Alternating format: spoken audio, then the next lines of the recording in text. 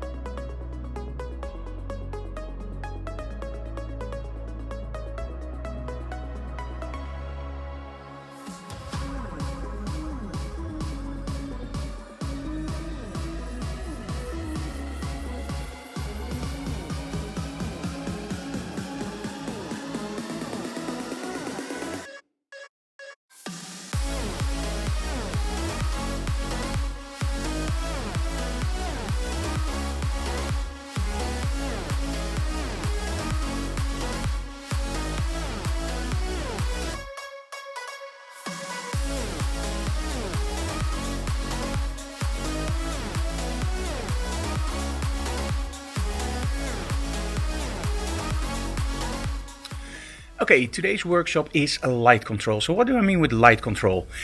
It's literally a light control. In my opinion, a lot of photographers are controlled by their lighting. In other words, if the lighting is a certain way, photographers will just go like, yeah, well, it is that way. Or if they buy a modifier like a softbox, they will use it in the conventional way. I believe that a photographer should be in control of their lighting. So if the light does something that you don't want it to do, modify that light, use flags, use reflectors, use modification shields, translucent screens, that's what I was looking for. And all that kind of goodies that you can literally use to modify the light any way that you want it. So we're going to start with a basic proper understanding of what light does with light fall off, shadow transfer, using a little bit of blocking and feathering the light and whatnot more. And slowly during the workshop I will start incorporating all the questions that the students ask during the Q&A. These workshops are always very, very interesting because although this is the basic workshop, I never teach a basic workshop. I just hate basic workshops, you know? Take the lens cap off, set your apertures. No, not that kind of stuff. I love to inspire people by just using light.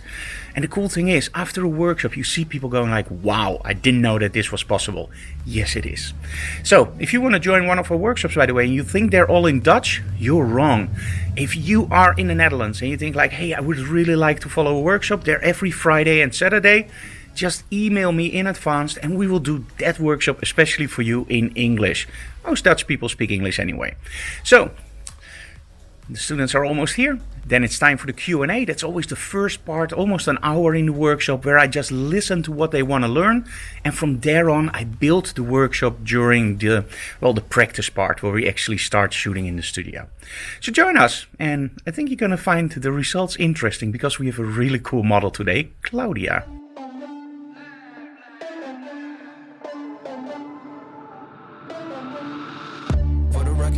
Trying to make y'all comfortable. For the record, you ain't trying to grow, then it's done for you. For the record, lab on me going all the way. For the record, ain't trying to link, no time to waste. For the record, for the record,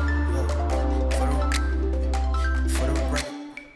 First set up a full body on a chair with a little bit of Rembrandt lighting thrown in. Now with this light setup it's very important where you place your lighting. Normally of course you would place a model and you would place your lighting on her face or a little bit from the side. In this case we're actually lighting her back and just making the model tilt a little bit towards the light and you get this beautiful light quality.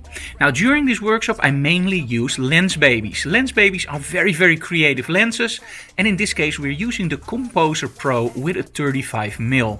The cool thing about Lens Babies is not only that they're very prone for lens flare, something I love to work with, but also that you can tilt your focus plane. That's why it's actually a tilt lens.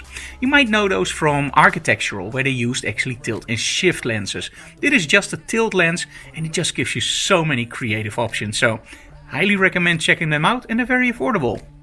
And they will really push your creativity. Okay, let's go to set number 2.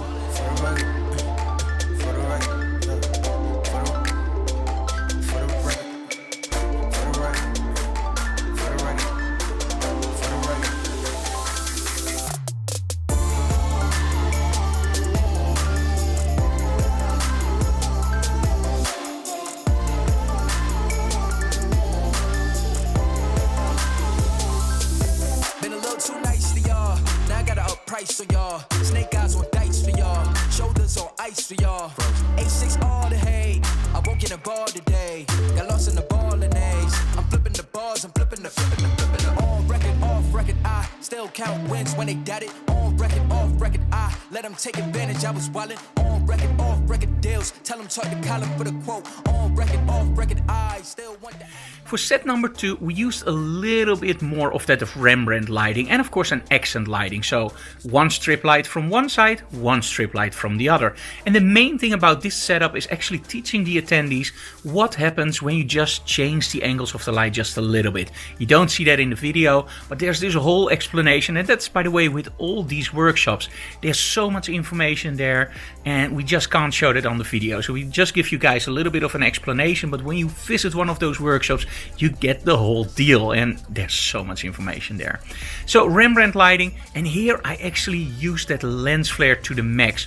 Just give that lens flare from the side, make it a little bit more moody, and when you don't want the lens flare, just hold your hand next to the lens and just block the light off or use a flag. Again, creative use of those lens babies, absolutely stunning.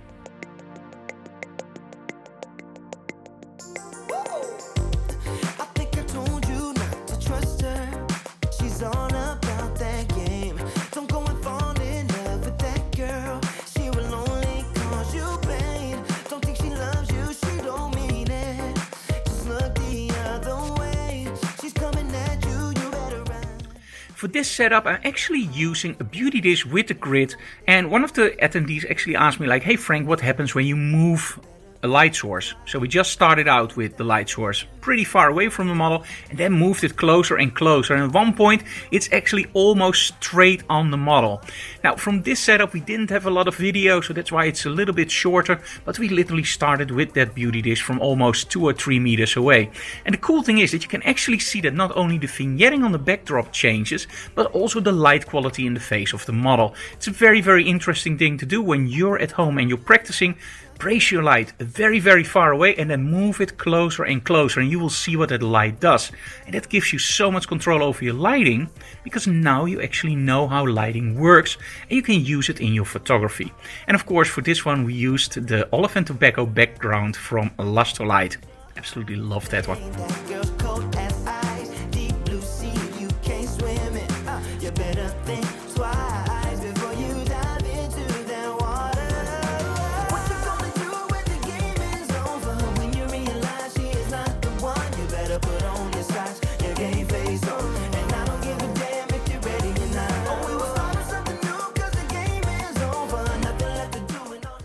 This setup was a little bit stolen from the classical lighting techniques.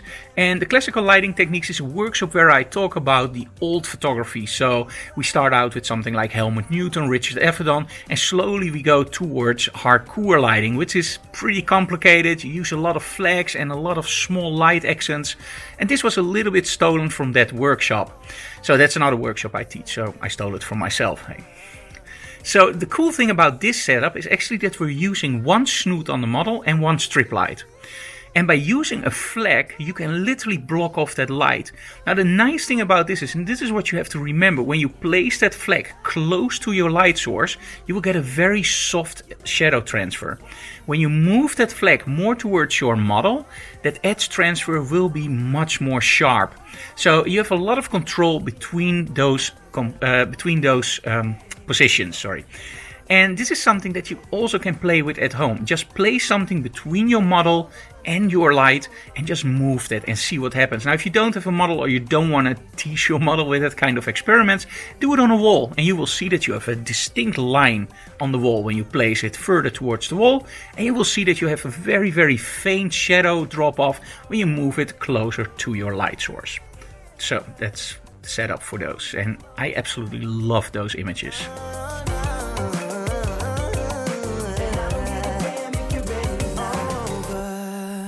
Okay guys, that was it for today. If you like what we do, subscribe to our channel, leave comments below, smash that like button, but most of all, tell other people about it.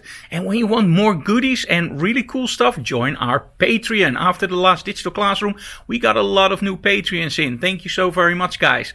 And the Patreon with us starts from $1 a month, only $1 a month, and you get a lot of goodies. If you also want portfolio reviews, well, that's a little bit more per month, but for $1, you can also see me doing all the other portfolio reviews. So head on over to the link below, patreon.com/Frank Dorhoff, and join. You absolutely gonna love it. So see you again next week for a lot of new stuff. So thank you so very much for watching, guys. See you again next time. Bye bye.